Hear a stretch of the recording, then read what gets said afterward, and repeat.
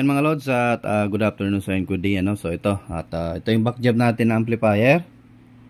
So yung concert AB 502B. So hindi na siya nagki-click yung relay ano. Tinesting natin. Wala na tayong marinig na nag-click yung relay. So wala na talaga. So ayan, ang problem pala nito nung una is nagre-release yung kanyang relay ano. At kapag nilalakasan natin ay nagre-release yung kanyang relay. So ito ngayon ay check natin kung ano yung problema. Open ko muna mga lods ano. So ayan, bago natin ito simulan mga lods ano, ayaw baka hindi ka pa nakasubscribe dyan, ay inanyayahan kita dyan na pa-subscribe na sa ating munting channel at pakihit ng notification bell at ilagay sa all para laging updated. So ayan, continue tayo. Open ko muna para malaman natin kung ano yung problema. Open na natin. So i-check natin kung may ano to, may DC out ano. So plug natin. So yun, gumana naman yung ano natin. So walang relay. So dito tayo mag-check. So naka ano tayo, naka milliamp tayo para malaman natin yung offset ng ating transistor. So wala naman. So yun si Maki.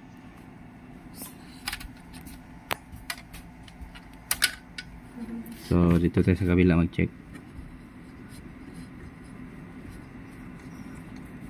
So ito yung ano natin, minod no. So wala rin. So wala ring DC out sa kabilang channel. Check natin sa kabila. Mukhang isang channel lang ata yun. So wala din. So it means okay lang yung ating main amp. So sa relay section tayo mag-focus. At bakit wala siyang ano, so check natin dito. Automatic naman natin.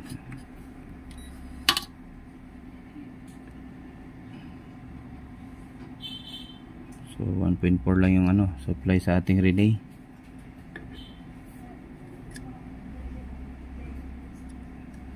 Supply sa kanya itong control.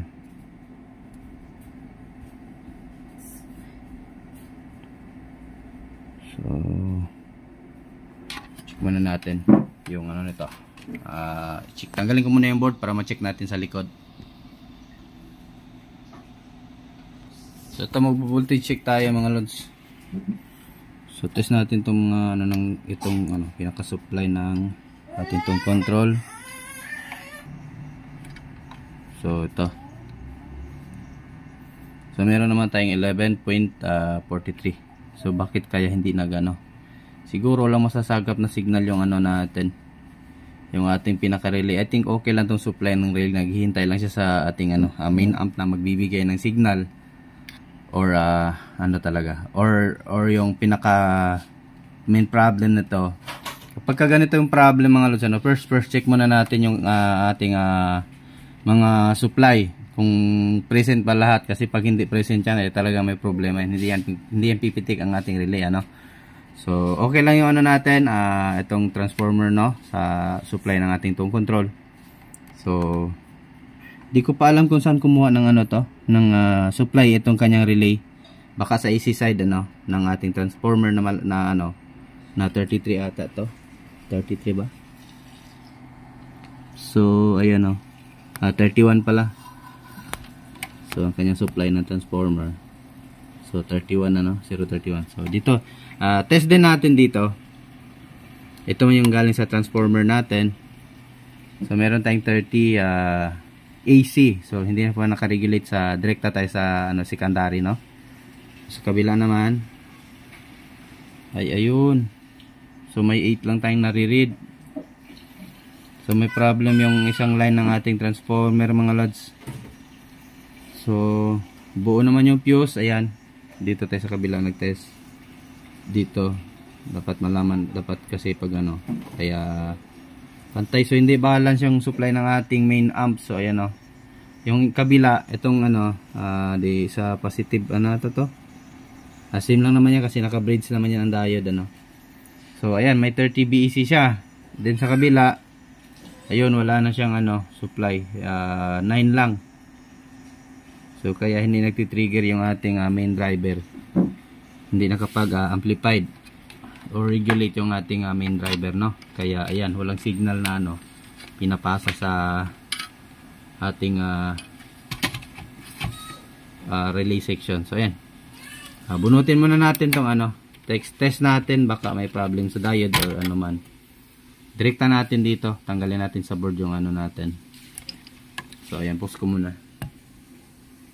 So ayan, at ayan, hindi nga talaga balance yung ating supply mga lods. So yung isang line ay 21 volts BC, and then yung kabila ay mataas. So ayan, meron tayong 30 BEC. So sa isang line ay ayan, may 28 lang tayo.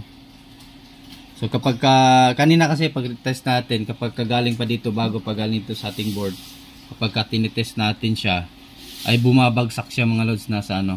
So ito, i-check na naman natin ulit dito sa circuit, bakit kaya bumabagsak tong isang line. Ayan, ako nakikita nyo, meron naman siyang 28. Umakyat kanina, nasa ano lang yan, nasa 10 volts. So dandan siyang umakyat. So yung kabila ay buo naman 30 talaga. So unbalance yung ano, no, unbalance yung pagka-winding nito. So may 28 na tayo. So ito yung problem natin ngayon. So kapag ka dito na sa kanyang board, ayan, nagda-drop. So testing natin ulit balik, bakit siya nagda-drop. So lagay natin sa ground, then power natin. So test natin ulit. So meron tayong 30 BC, kabila, ayan, nagiging 8. So ayan, tignan nyo mga lods, bumabagsak. So ito yung need natin matrace. Tanggalin muna natin yung board para ma-test natin isa-isa yung kanyang bridge diode. Baka may sirang isa. Kasi pag may sira din yan isa mga lods, ay pumuputok yung fuse natin, ano. So trace na lang natin kung ano yung sanhi, bakit bumabagsak yung isang line ng ating secondary AC. So ayan.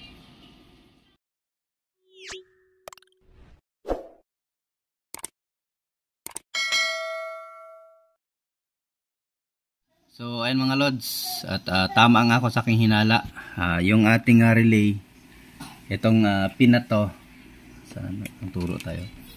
Itong pin ito yung supply, no, ng ating relay. Ito yung pinaka pin. So sa ano nga siya kumuha, sa mahina na side, na yung humina na transformer. Ito, no, ito man yung fuse. Kasi ito, pag tester natin kanina, ito yung mahina ang supply, bumabagsak, ano. So tapos nag-jumper sila. So dito kumuha. So ayan, makikita nyo itong pad dito. So ayan yung line, no. So diyan kumuha, tapos pinasa dito sa resistor na 47 ohms. So ito pala yung ano, supply ng ating relay, AC, no. So AC yung kinuha. So kaya ang galing dito sa ating mahina na fuse, yung mahina yung supply, ay ayan, jumper dito, and then ito na yung isang paa ng ating resistor papunta dito, ito, and then nakaseries siya sa isang resistor, then binalik dito sa taas, tapos then jumper, ito jumper papunta na yan dito sa ating ito, sa ating pin ng ating relay, sa pin ng ating relay. So ayan, kaya ayun, bagsak talaga. So hindi ko alam kung ano kung ano yung sanhi, bakit nagkaganito yung ating ang kanyang amplifier. So tetest natin ulit, lagyan ng supply, and then magbo-voltage check tayo sa likod. Yung nga lang yung holder ko ay di ko na makita. Hanapin ko muna yung holder ng ating cellphone. So ayun, magte-test tayo mga lods, ano. So power natin. So ito, tester tayo dito sa ating transformer, secondary. So saan tayo kukuha ng ground? Dito na tayo sa ating heatsink. Then ito yung yan kung makikita nyo sa ating so meron tayong 30, ito yung mataas ang supply, then sa kabila, ayan, bagsak. So para malaman natin itong mga lods, ay try natin tanggalin itong itong isang resistor, itong dito, yung isang resistor kung saan kumuha dito sa ating secondary. ay para malaman natin kung babagsak pa rin ba yung supply, kasi baka yung relay ang sanhi, no, kaya bumabagsak yung ating supply. So ayan, kung nakikita nyo, ayan, meron tayong 7 papunta dito sa ating resistor, resistor, no, papuntang relay. Pagdating dito sa dulo ng series ay nagiging 8 pa rin siya. Ayan, at dito sa ating pins ng ating relay nagiging 4 volts na lang siya. So kaya ayan, ayaw talaga mag-click ng ating relay. So yan, subukan ko muna tanggalin itong isang paa, yung isang resistor. Off ko muna din, tanggalin natin. Buti na yung baka maano nyo rin to, no, ma-encounter ang ganito. So, tanggalin muna natin sa relay.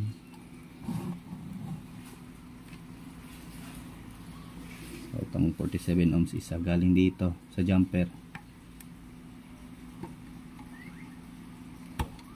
Malaman natin kung babagsak pa rin ba.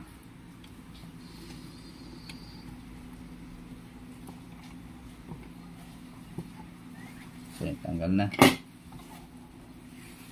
So ayan, nakahang na yung isang ayan.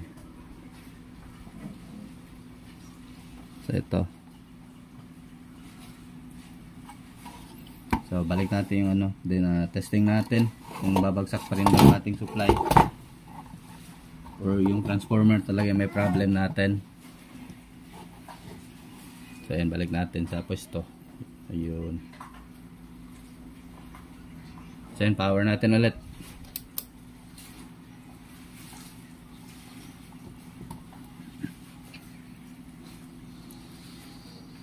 So ayan, meron tayong 30. Sa kabila naman yung mahina ay meron tayong 23. So hindi talaga pantay siya, mga lods, So ayan, may 23. Bagsak talaga yung may problem ata transformer nito. So pagdating naman yan dito sa ating ayan, nagbabalance yan. 42. Kabila naman 42. So nagbabalance yan dito pagdating sa ating filter capacitor. Gawa nga nung natin, itong ating bridge diode ay kumuha yan siya ng kabilaang AC side, Kaya pagdating dito ay balance na siya. So ang gagawin natin ngayon, subukan natin dito sa isang side ng AC kukuha ng supply, kung tutunog ba siya. Kumbaga itong isang line ng AC ay humina. So kaya yan bagsak. Kapag balik natin yung resistor, bagsak siya. So hindi siya balance.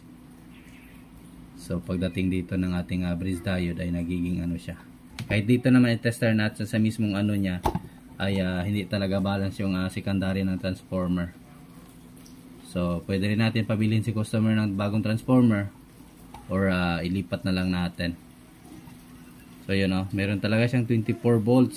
So bagsak talaga siya. So yung isa ay 30. So di ko alam kung baka yung pag-wiring nito ay unbalance yung paggawa ng pag-ikot ng ating magnetic wire. So yan, bagsak talaga siya.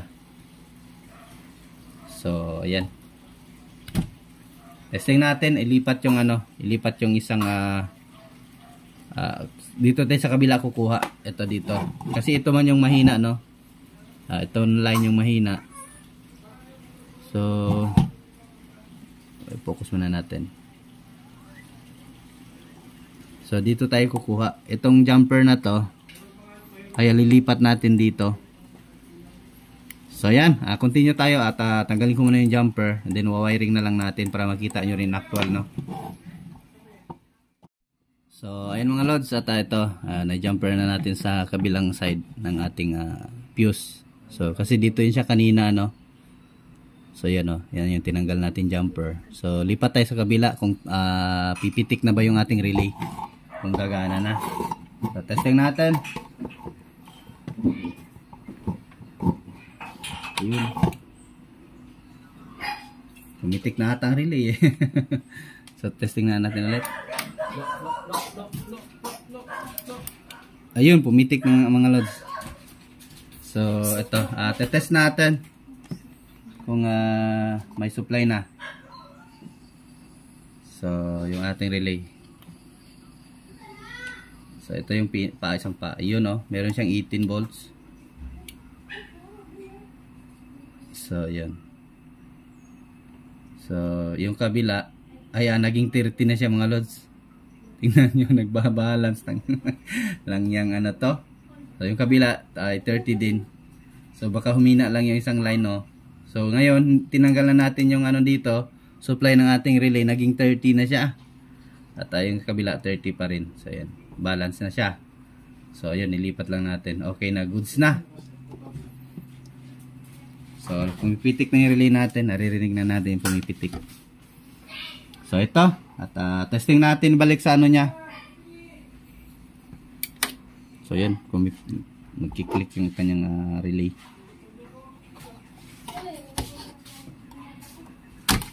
Saka linya na lang yan, Kon. Isa lang linya. Hindi, mura gapon, same lang. So ayan, at naibalik na natin. So ayan, tingnan natin yung relay mga lods, ano? Wait lang. Ayan, focus natin doon para makita nyo na nagkiklik yung ating relay. So ayan, oh. Yan yung yan. Yan yung magkiklik. Testing natin. Oops, wait lang. Yung camera natin magalaw.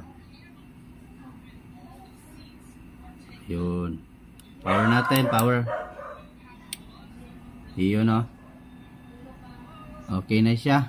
Nagre-release na. Oops. Nangisip pulot natin. Ang galaw. Ang galaw ng ating camera. Naka-zoom kasi.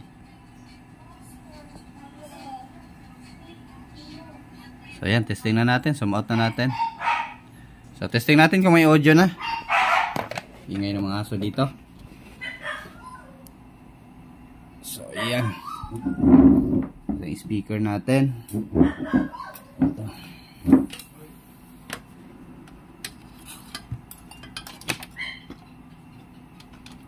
So yan, baka nagustuhan yung video natin mga lods, ano? Huwag kalimutang i-like. Ito.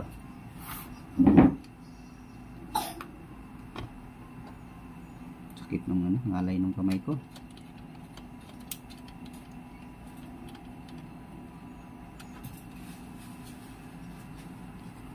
So USB muna tayo. Saan yung USB natin? Wala pala itong USB. Nasana tayo sa ano. Ito tayo sa ating ano, laptop. Then input. At testingan natin, hawakan tong ano na to.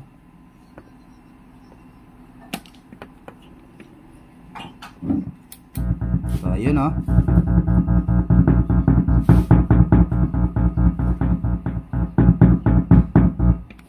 So ganun lang. So sana may i-share akong idea sa inyo, no? Para ilipat nyo lang kapag mahina yung kabila. Kumbaga unbalance yung ating pinaka-supply, ano? Natay yung ano, yung walang copyright.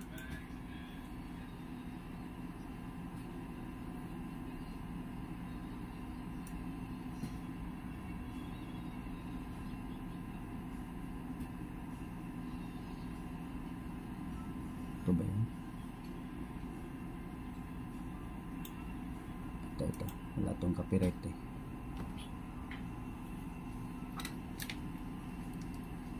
Hinaan natin pagka malakas. Ayun.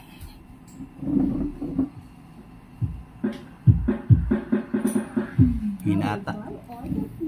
Mayang gabi katanan.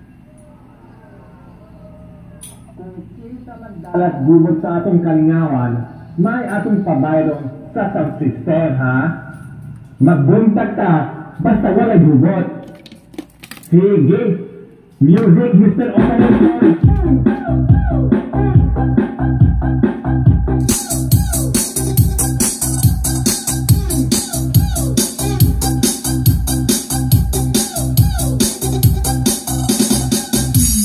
Magbuntag ta, basta wala gubot.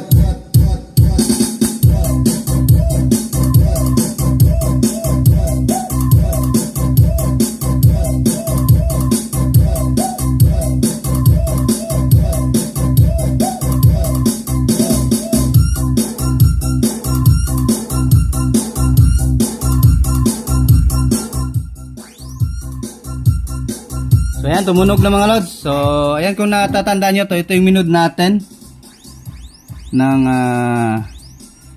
yung 100 pinalitan natin ng 10 ohms ano. So yun, bumalik. Yung supply pala, main secondary pala yung may problem. So tester natin ulit.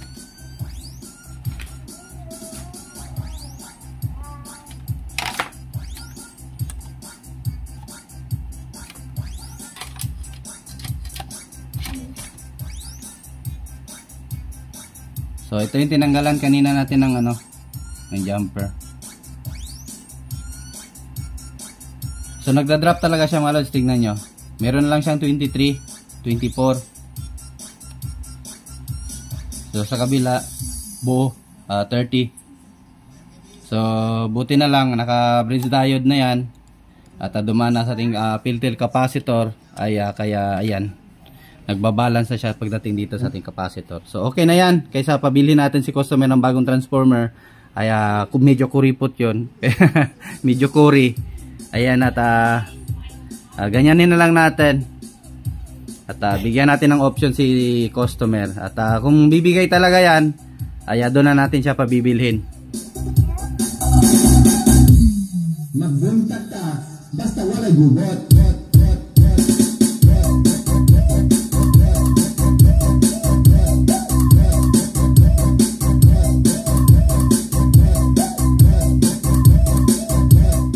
Ganyan lang kadali mga lods ano, kapag nagproblema kayo na magpapatay-patay yung ano, baka meron kayong ganito, baka halos baka may mga sakit yung mga ganitong amplifier, ay at least alam niyo na kung ano yung gagawin ano. So ayan, at kumbaga pagtiyagaan na lang muna.